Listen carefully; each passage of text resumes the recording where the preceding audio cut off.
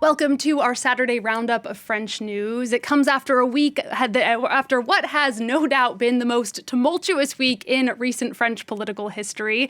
Joining me to talk us through the soap opera is Paul Smith, Associate Professor in French History and Politics at the University of Nottingham. Paul, thank you so much for being here. Thank you for having me. Now, it feels like ages ago now, but let's go back to the moment this all got set in motion. Last Sunday night, we get the results of the EU elections. They show the far-right National Rally winning over 30% of the vote, more than double the score of the president's camp. Emmanuel Macron goes on TV and makes the announcement that he is calling snap elections, the first round taking place just at the end of the month. Paul, first, your reaction to this decision from Macron. You know, they tend to fall into two camps. Either he did the right thing, he had no other choice, or he's out of his mind, he's playing with fire here. Where do you stand? I'm very much in the second camp, out of his mind and playing with fire. I saw the results, I saw the results, and then I saw the announcement on Sunday evening, and I really couldn't believe it. And so I got up on Monday and started looking through various accounts of how we got there, and that Macron thought he was going to get, or was hoping he might get 22%, and that he'd hold off. But the more I delve into it, the more I look at the fact that there was a working group looking at potential outcomes. You know, if it dipped to 16%, then he was going to push the dissolution button. I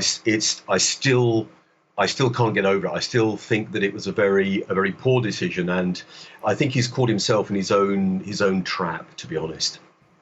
Yeah, as you said, there were reports that Macron had been considering, this move for a while, dissolving the National Assembly. The timing appeared intended to destabilize his opponents, notably the left, which was fiercely divided after that EU election campaign. That strategy, though, appears to have backfired. Seizing the gravity of the moment, left-wing parties put aside their differences and revived their alliance under a new banner, the new Popular Front.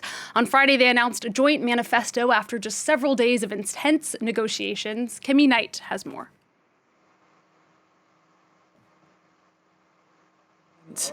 Socialists, Greens, Communists and members of France Unbowed line up for a historic family photo.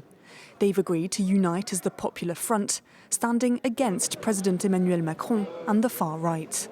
We haven't slept much over the last few days, but we've managed. Emmanuel Macron wanted to divide us. He actually has managed to unite us with one clear objective, which is to win. The parties had aligned under a different name during the last parliamentary election campaign back in 2022, but infighting over leadership and policies had led to the alliance's collapse. They say this time is different and have vowed a total break from Macron's policies, revealing their manifesto at a press conference on Friday. I wanted to talk to you about a measure that's going to affect everyone. We fought long and hard against it. It's the repeal of the pension reform that we will carry out 15 days after our victory on the 7th of July. Other measures include raising the minimum wage, a price cap on basic necessities and major investment in public services. The group also promises to continue supporting Ukraine and to officially recognise the state of Palestine. Some things are still unclear from their manifesto and may still need to be ironed out, like a clear stance on nuclear power. But the real challenge will be finding a uniting figure to represent the group, a potential future Prime Minister. All right, Paul Smith, let's go back to you. What do you make of this left-wing alliance so far? How stable do you think it is, and do you think they have a real chance? Well, I think it's remarkable, the turnaround, the time in which they've managed to do that. Been very interesting to look not just at the programme, which is a very radical programme, but also to the announcement of the various, what the French call les investitures, the naming of the candidates and the spread of the candidates across the various different constituencies. And this morning, of course, there's been controversy about some of the France Insoumise people who've been excluded from the official endorsement. But they nevertheless are kind of biting the bullet, as it were, prepared to campaign all the same in support of the new Popular Front, on the grounds that this has to be about defeating Macron, but above all defeating the far right, and that's really what that evocation of the new Popular Front, that 1936 title of the Front Populaire, is all about. And so this is fighting on two fronts, as it were.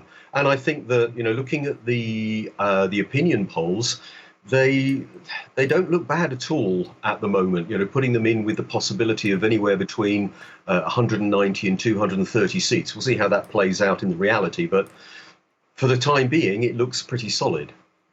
And while the left has reconciled, of course, for now, the right remains in the midst of a bloody breakup. Éric Ciotti, the leader of the traditional right-wing Républicains, blindsided his fellow party members by announcing a shock alliance with the far-right National Rally, breaking decades of taboo. Now, other party officials responded by expelling him as leader, though a court overturned that decision for now. Paul, the drama on the right, I know, led to some of your favorite moments from the past week. Tell us about them and about your thoughts as you've watched all of this unfold.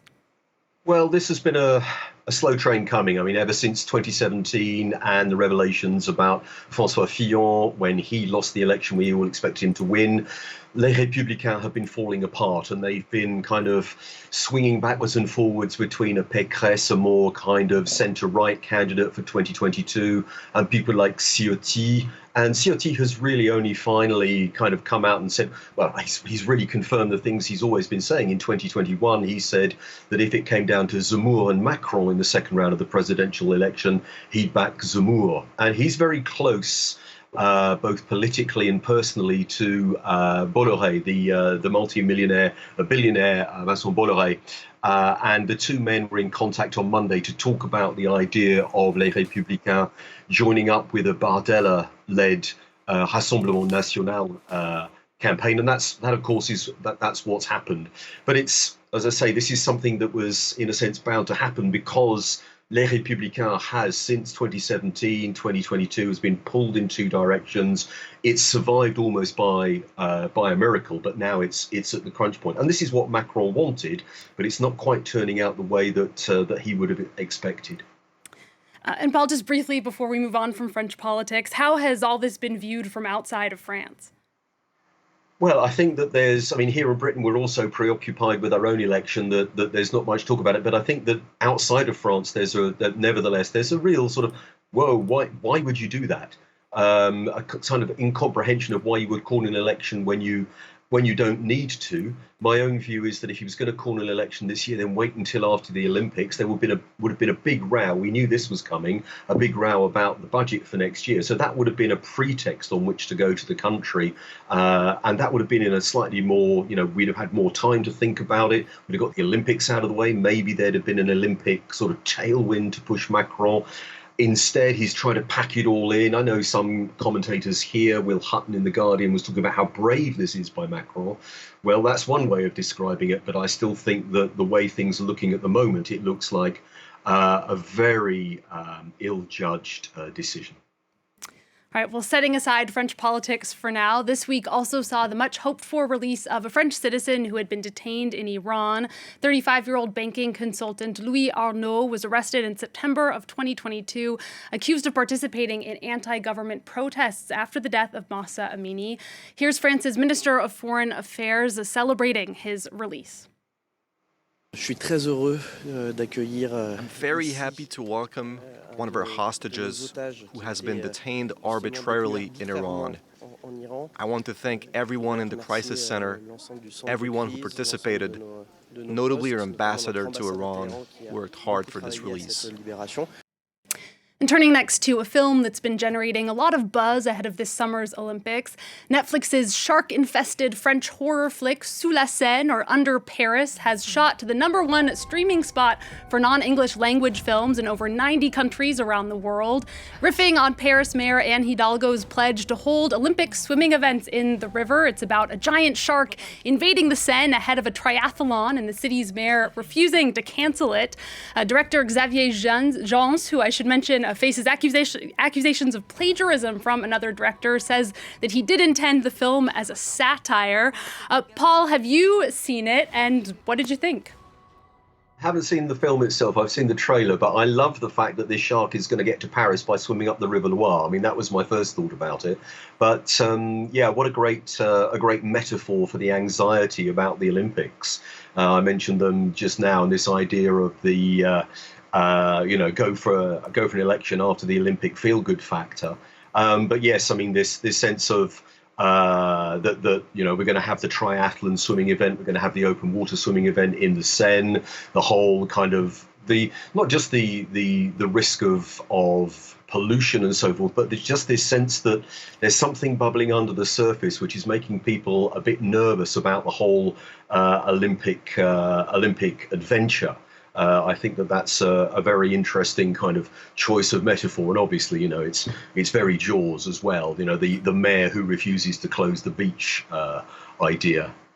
I completely agree. I think it's definitely, a sign of our collective apprehension about the Olympics turning into a disaster. And just finally, France said goodbye to an icon this week. 1960s singer-songwriter Françoise Hardy passed away at the age of 80. She was a key figure of France's Yéyé movement. Many fans drawn to her melancholy lyrics.